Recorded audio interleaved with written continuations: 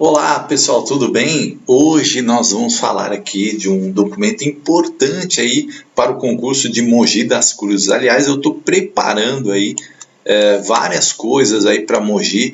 Vamos ter aí uma sequência bem bacana aí para Mogi. E hoje nós vamos falar da lei do Estatuto do Magistério, claro, em partes, né? Porque ela é bem longa. E o que eu vou fazer? Eu vou comentar a lei e depois, em outro vídeo, né, vou colocar à disposição de vocês lá no YouTube, um simulado com várias coisas que já falamos aí de Mogi, e aí vale a pena você ir lá no meu canal, Prof. Fábio Inácio, e pegar lá a playlist de Mogi das Cruzes e dar uma olhadinha lá, tá bom, gente? Agradecendo todo mundo que acompanha, compartilha aí o canal, né? Vive aí comentando, dando suas sugestões, isso é muito importante para a gente, tá bom? Vamos lá. Então aqui, gente, vou ampliar aqui a tela para ficar bacana para a gente ver. Olha aqui, ó, a lei complementar, né? 145 de 7 de agosto de 2019, que dispõe sobre estatuto, plano de carreira dos profissionais do magistério público de Mogi das Cruzes e da outras providências. Esse artigo 1 aqui, gente, é um artigo meramente formal aqui, falando da lei, né? O que é a lei, que ela está baseada na Constituição, e isso é sempre importante falar, né, gente? Qualquer documento do município segue sempre as orientações da Constituição, né? Da Constituição Federal, da Constituição do Estado. Por quê, gente? Não pode simplesmente não respeitar essas leis, né? A LDB, ó, tá aqui, e a lei orgânica. Então, é só para colocar esse artigo 1, só para pontuar que esta lei segue, né, a Constituição, a LDB, a Constituição do Estado de São Paulo. Isso já dá uma grande dica para você. O que você estuda na Constituição provavelmente vai estar dentro desses documentos municipais, né? E aí começa aqui, sim, o Estatuto do Magistério e seus objetivos. Aí, gente, nós vamos para uma coisa que as bancas adoram perguntar, que é princípios da educação. E aí você tem que colocar isso na sua anotação, no seu resuminho, principalmente para você, antes da prova, aqueles 3 dias antes da prova, você pegar esses resumos e dar aquela olhada com carinho. Então, quando você for assim, chegar pertinho da prova de Mogi, você vai dar uma olhada nos princípios. E aí basta você associar aos que estão na Constituição, porque eles são bem parecidos. Vamos ver aqui, ó, artigo 2. O ensino será ministrado com base nos seguintes princípios. O inciso 1. Igualdade de condições para acesso e permanência na escola. Tá igualzinho, né? Aí o que a gente vê na Constituição LDB. Então, você vai lembrar disso. Liberdade, inciso 2, de aprender, ensinar, pesquisar, divulgar a cultura, o pensamento, a arte e o saber. Olha só, também, né, são os princípios aí que a gente vê em vários documentos da educação. Inciso 3, pluralismo de ideias e concepções pedagógicas. Veja, gente, a educação ela tem um DNA, né? DNA, que é aquelas coisas principais que você vê em várias leis. Então, igualdade de condições para acesso e permanência na escola, fundamental. Liberdade, né? A palavra liberdade aparece. Pluralismo de ideias e concepções pedagógicas. Então, você tem que sempre pensar, quando você está respondendo uma questão, que se qualquer coisa fere a igualdade de condições para acesso e permanência, a liberdade de aprender, de ensinar, pesquisar, né, fica restringindo ali, pluralismo, é uma ideia única ali, qualquer coisa que vá nesse sentido, provavelmente é a alternativa errada, certo? Respeito à liberdade e apreço à tolerância. Olha que importante isso aqui também, né? Opa! Ixi, saiu aqui, peraí, o que aconteceu aqui? Vamos voltar aqui. Deu um quiprocó aqui, gente. Peraí, vamos voltar aqui, não sei o que aconteceu. Volta. Aí, voltou. Desculpem, gente, a falha aqui. Mas aconteceu aqui Olha só, então vamos voltar aqui, né? Pluralismo de ideias, como eu estava falando, respeito à liberdade e apreço à tolerância, né? Importante aqui, ó, tá? Respeito à liberdade e apreço à tolerância. Coexistência de instituições públicas e privadas de ensino. Não pode esquecer disso, gente. O Brasil admite tanto as instituições públicas quanto as privadas de ensino. Tá? Então, sempre lembrar dessa questão. É uma palavra aqui, ó, inciso 6, né? Que eu sempre me atrapalho. Eu tenho um vício de linguagem aí com gratuito, né? Eu sempre erro esse negócio. Tá, gente? É porque eu viciei nesse negócio. Mas é gratuidade do ensino público em estabelecimentos oficiais. Até uma pessoa comentou aí no canal que eu falei errado, né? Mas é vício de linguagem mesmo.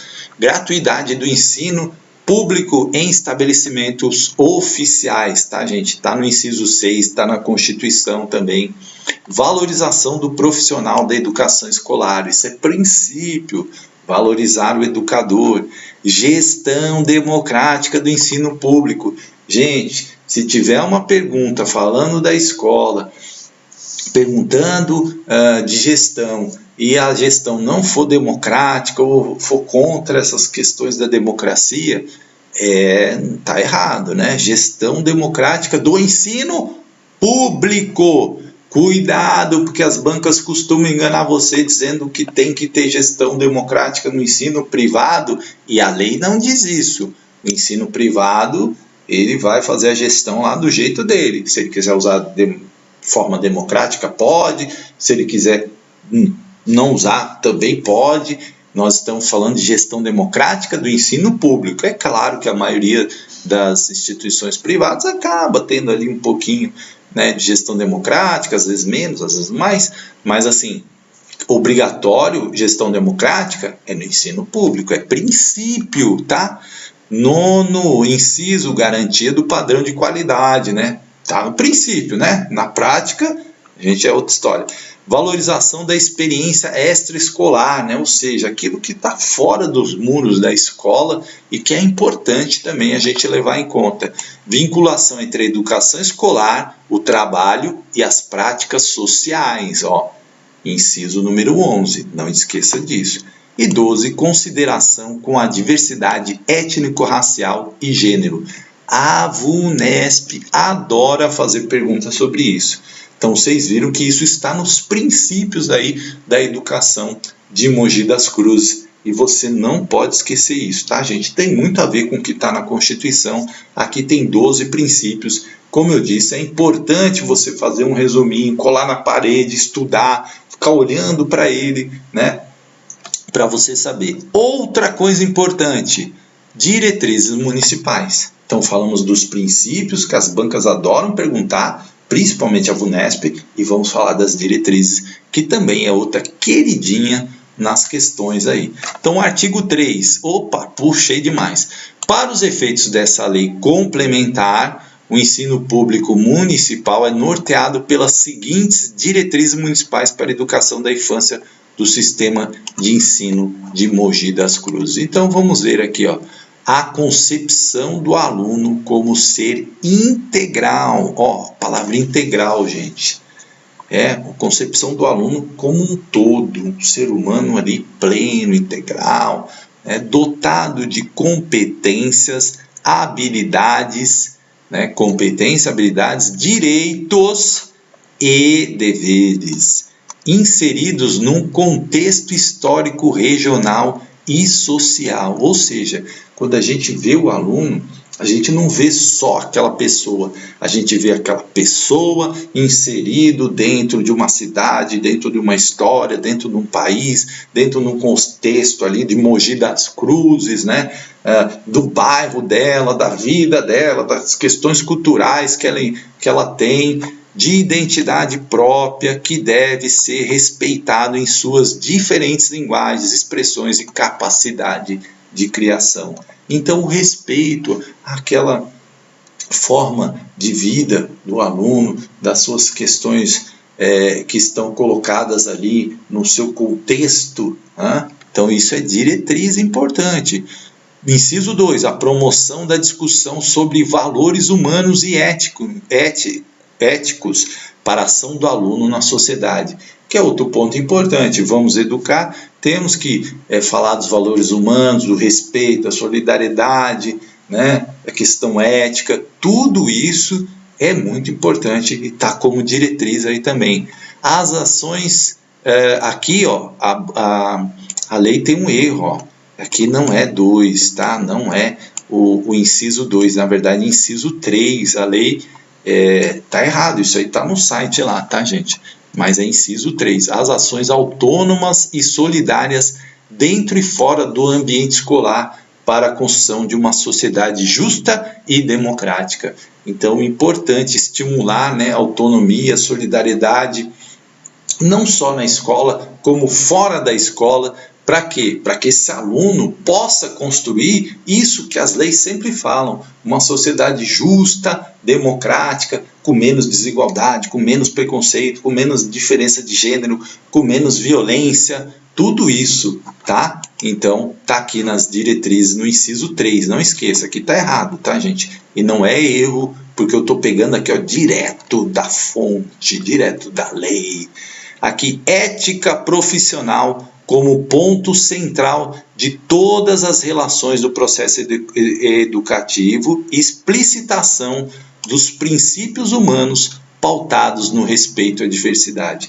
Veja, gente, quando a gente estuda a Constituição, LDB, ECA, os documentos municipais, vejam que eles têm uma linha, né? Uma linha que eles seguem, todos seguem essa linha. Então, a questão ética é importante, profissional, né? Nós que lidamos com seres humanos, temos aí uma importância muito grande na questão do processo educativo, e aí a gente precisa respeitar a diversidade, respeitar os valores, respeitar os princípios humanos. É isso que diz o inciso 4. 5. O acolhimento do aluno tem como base o seu bem-estar. Acolher, né? Olha só, é uma palavra também que aparece muito, o acolhimento. O bem cuidar por parte da equipe escolar. Às vezes o aluno já tem uma vida tão sofrida, tão, né, uma situação tão delicada, né? Outro dia aconteceu isso comigo. Eu fui chamar a atenção de um aluno porque ele se desentendeu com outro. Aí eu peguei a ficha dele e li lá que ele tinha sido abandonado pela mãe. Nossa, na hora aquilo mexeu comigo. Por quê, gente? Às vezes você precisa entender o que está acontecendo com o aluno, né? Aí você vai lá dar aquela bronca nele, aí você fala assim, nossa, esse aluno está passando por uma situação, pensou ser abandonado, é uma situação terrível, né? Imagina para uma criança, que está em formação, que talvez não entenda ainda o que aconteceu, né? A gente nem sabe também histórias, se foi abandono, se foi violência, né? A mãe ali no ato de desespero foi embora. Enfim, a gente não tem conhecimento da história, mas a gente sabe da dor que o aluno deve estar sentindo. E aí a gente tem que acolher, né? Não deixar de conduzir, de você estar ali, não falando, não pode brigar aqui, né? De ser aquela, como diz o Paulo Freire, a gente não pode abrir mão da autoridade, né? Porque nós também somos educadores, então às vezes a gente tem que colocar os limites, tem que colocar ali as coisas nos devidos lugares. Mas a gente também pode fazer isso de uma forma que seja a autoridade e também com acolhimento, com amor, com entendimento, tá? É isso que está falando aqui. A fim de que este perceba como sujeito histórico social participante, autor e ator do processo educacional. É importante também que o aluno perceba que ele constrói a sua história, constrói a sua vida, que ele participa, né, que ele é um ser de direitos. Então é importante a gente passar isso para ele. E aqui está nas diretrizes, né? 6. A função social da escola, né? Função social da escola. Então, gente, às vezes a gente fala assim, a função da escola é só passar conhecimento. Não. A função da escola na nossa legislação é muito mais ampla que isso. Formação do ser na sua integralidade. Não é só conhecimento, certo? É tudo aquilo que a gente já falou, a questão ética, a questão solidária. Não adianta você formar um ser e com hiperconhecimento, super inteligente, sabe tudo de português, matemática, ciências, química, é o bam, e o cara é um lixo enquanto ser humano, né? Então não adianta, porque aí o que ele vai fazer? Vai usar o conhecimento dele para fazer coisa ruim, né? Então, a função social da escola é a formação para o exercício da cidadania em corresponsabilidade com a instituição família. Fazer com que esse jovem, né, se a criança, esse adolescente, possa aí exercer plenamente seus direitos, participar da construção dessa sociedade mais justa, solidária, enfim. E isso é uma parceria com a família, né? Corresponsabilidade com a família. A articulação, inciso 7, da educação infantil com o ensino fundamental, a fim de fortalecer a concepção de educação da infância no âmbito da educação básica. Aquilo que eu sempre falo, né, gente? Educação contínua. Então, educação infantil tem que fazer essas pontes, né? E o ensino fundamental com a educação infantil com o ensino fundamental, para que você fortaleça, né, a educação infantil na concepção da educação básica, ou seja, a educação infantil é de extrema importância, é fundamental, é central na construção de tudo que a gente está falando aqui, né? E muitas vezes a educação infantil foi olhada assim, né, com desdém, com aquele negar, até os professores eram meio que desmerecidos, é professor de pré-escola, né? Então, hoje já mudou muito essa concepção, mas a gente lembrar, né, que a educação infantil começa onde? Na creche, né? Creche que ainda às vezes não é tão valorizada assim, mas é de extrema importância também, né? De extrema importância, aliás, muito importante, né? Muito central também, assim como a escola. E a educação, a creche é a porta de entrada na educação, né? Então tem uma importância vital, assim. Construção coletiva do plano de gestão que considera a cultura de Mogi das Cruzes. Então, plano de gestão tem que considerar a questão da cidade, né? O contexto é importante e a comunidade onde a escola está inserida, gente, que também é importante. 9. A escola como espaço democrático que favorece oportunidades variadas para o aluno refletir e manifestar sua opinião. Veja como aparece a questão da democracia. E a VUNESP adora contar uma historinha lá. Lucas, aluno da escola de Mogi das Cruzes, né? Aí vai puxar uma questão aí sobre questão democrática e você tem que estar atento, pensar assim, a escola tem que ser um espaço democrático. Se a VUNESP fizer uma perguntinha e tiver alguma coisa que leve à não democracia, à exclusão, enfim, aí você já pode ver que está errado, certo? A não ser que ele esteja cobrando a errada, aí tudo bem, né? 10. A instauração do diálogo com diferentes linguagens capaz de favorecer o processo de aprendizagem. A palavra diálogo também é importante no nosso sistema educacional, né? E diferentes linguagens. Veja que isso também é importante.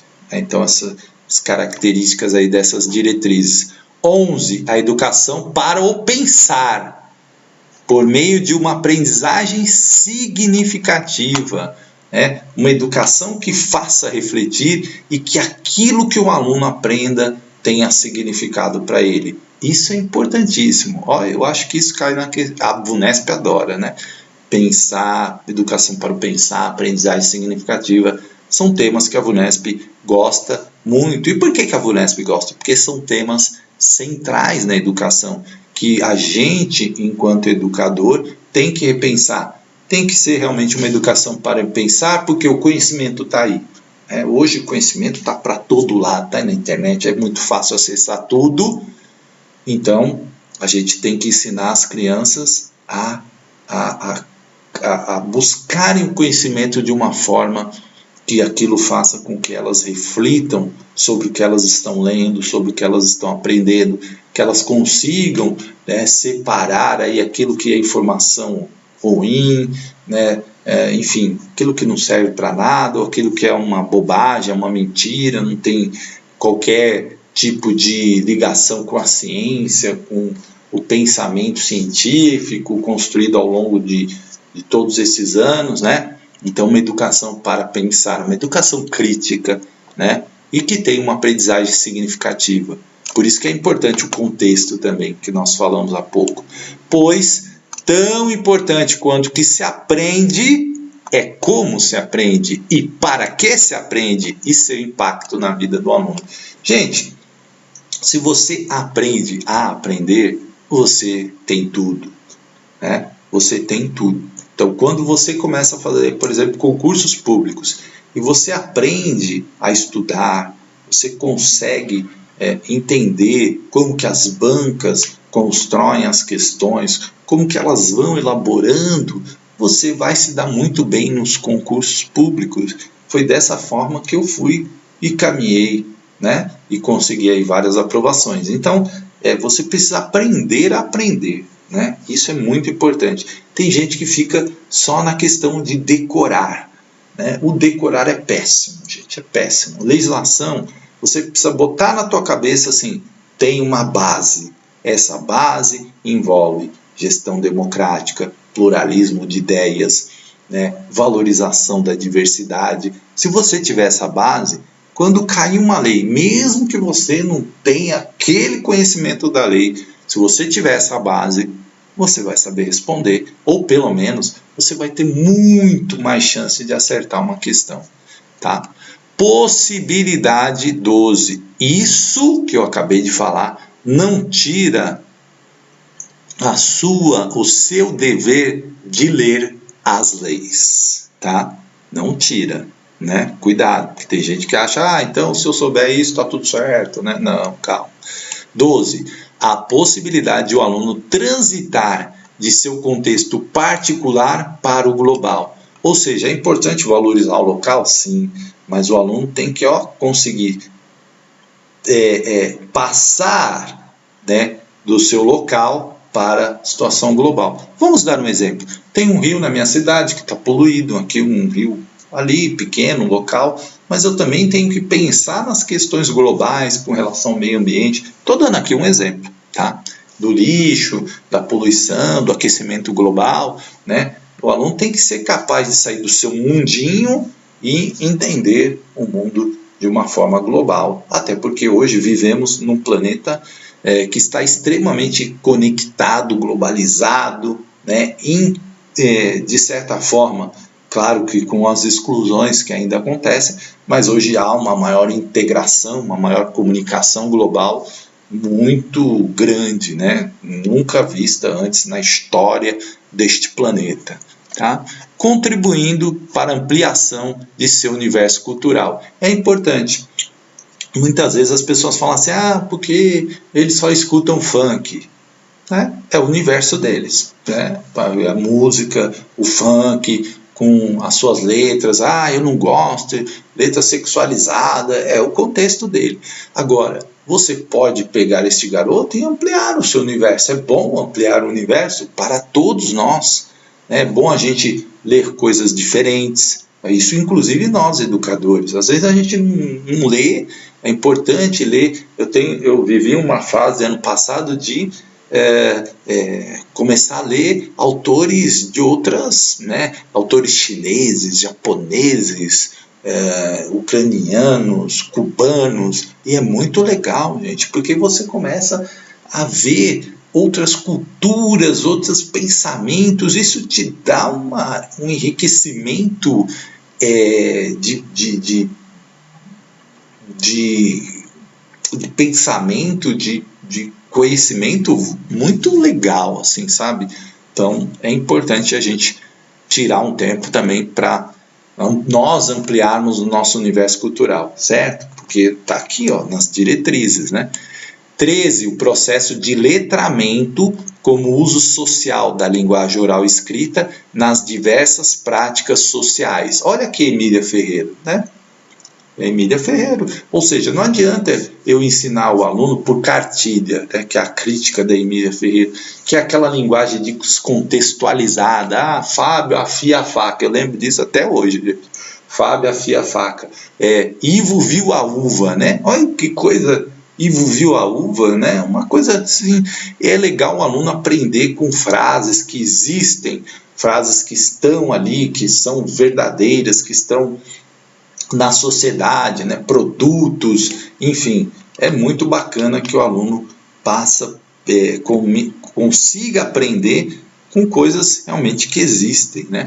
Numa concepção que considera o aluno leitor e escritor competente e criativo em todas as suas fases do desenvolvimento. Também tem muito de Délia Lerner aqui também.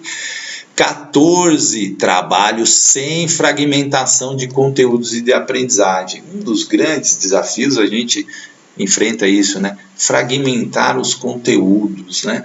E aí a gente fragmenta em disciplinas, né? Principalmente aí nos anos finais, no Fundamental 2, no ensino médio, que é o que estão tentando mudar, né? Essa fragmentação de conteúdos que é tão ruim, né? Que se mostra tão improdutiva na educação. 15. Trabalhos multidisciplinares integrados por meio de projetos com informações, conhecimentos e experiências contextualizadas e significativas em parceria com o aluno visando sua formação como pesquisador. Eu uma vez tive a oportunidade de receber alunos de um projeto e eles tinham um trabalho multidisciplinar fantástico, pegavam matemática, ciências, português, nossa, e eles iam para cidades que eles iam pesquisar, enfim, é claro, era uma escola particular, né, tinha determinadas condições que acabavam favorecendo, mas existem escolas públicas que fazem trabalhos multidisciplinares integrados também muito interessantes, né, e isso é muito importante porque esses trabalhos criam aquilo que a gente chama de conhecimento significativo e muitas vezes desperta no aluno a sua vocação profissional, né? Poxa, fiz aquele trabalho sobre o rio, adorei, aí o aluno de repente se interessa em fazer uma engenharia, em fazer química, em fazer biologia, né? Enfim, tantas possibilidades aí que se abrem para o aluno quando ele tem uma experiência significativa, tá? Comprometimento do professor na busca de metodologias diversificadas, pautadas em fundamentação teórica, como garantia do direito do aluno aprender. Gente, é muito importante a teoria, sim, é muito importante, né? Agora, buscar também metodologias, né, é também uma questão, diversificar a sua aula, nem sempre ficar num giz, lousa, né, buscar diversificar, fazer uma dinâmica, fazer um debate, enfim, pensar algo que possa ali mudar, às vezes tirar o aluno da sala, levar para o jardim da escola, se tiver jardim, levar para a quadra, levar para um espaço diferente, né, é importante isso. 17. A utilização da tecnologia como forma de acesso a novas informações que, analisadas criticamente, levam à incorporação de novos valores, novas competências associadas às mudanças sociais, políticas, culturais e demográficas da sociedade de informação, né? Então, gente, as tecnologias, agora a pandemia deu esse tapa na cara com relação a isso, né? O uso da tecnologia, e ela é extremamente importante, está dentro do contexto do nosso mundo, da nossa sociedade. Não adianta a gente resistir, ela veio para ficar, né? As pessoas precisam dominar essas tecnologias, os alunos precisam dominar isso. Hoje, inscrições para concurso, inscrições até para benefício social, tudo pela internet, tudo usando e-mail, aplicativos. Então a gente precisa aprender isso e passar para os nossos alunos. A ludicidade, inciso... Eita, eu tô aqui, falei... Aqui é 17, né, gente? Eu acho que falei 12, mas é 17.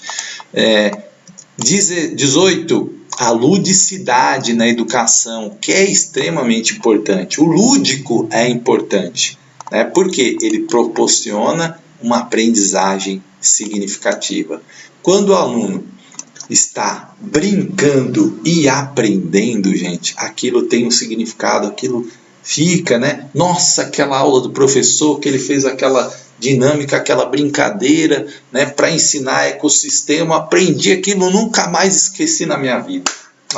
Que aprendizagem significativa, né? Então, isso é importante, gente. E a ludicidade, ela tem um papel central, principalmente na educação infantil. Mas não quer dizer que na educação nos anos iniciais e nos anos finais isso também não seja importante. Claro que é muito importante. 19. A garantia da educação inclusiva, que é outra característica das nossas leis, né?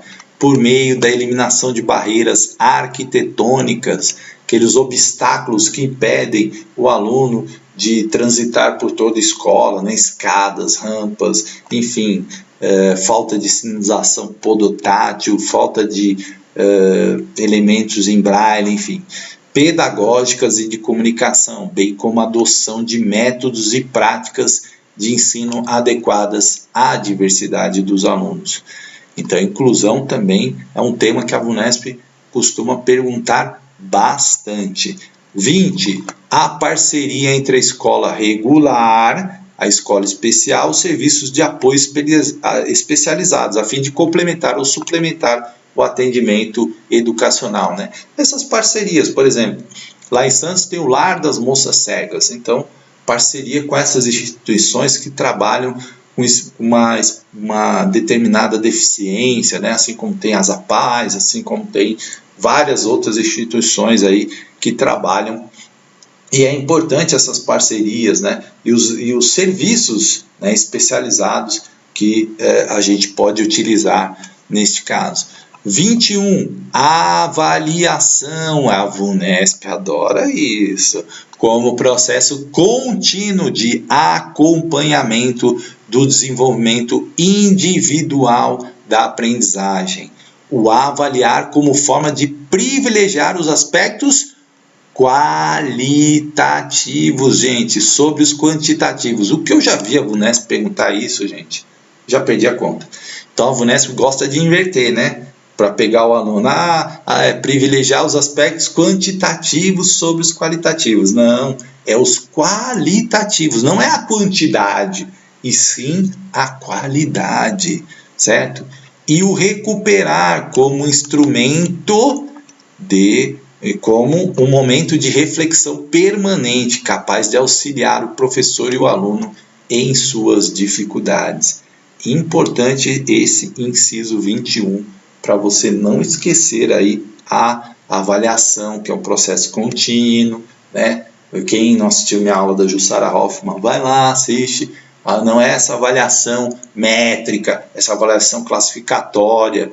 Isso não é dos nossos pensadores nem da nossa lei, da maioria deles não, tá, gente? Certo? Então, aqui falamos o quê? De princípios e diretrizes. Depois vamos falar no artigo 4 de valorização dos profissionais, mas isso fica para uma próxima aula. E o que eu vou fazer, gente? Depois eu já vou preparar para vocês aí um simuladinho aí sobre essas partes, para você ver se você realmente assimilou, o que a banca pode perguntar, fazer umas questões assim, estilo VUNESP, né, que gosta de falar, Joãozinho, enfim, aí tratando sobre princípios e diretrizes, que é uma parte que cai muito. E se nós estamos falando de estatuto, né, é uma parte importantíssima aí, claro que é um concurso de educação, então é uma parte aí central, tá? Que são os princípios e as diretrizes. E a VUNESP adora fazer pergunta disso. Tá bom, gente? Depois nós continuamos, tá? Um grande abraço, até um próximo.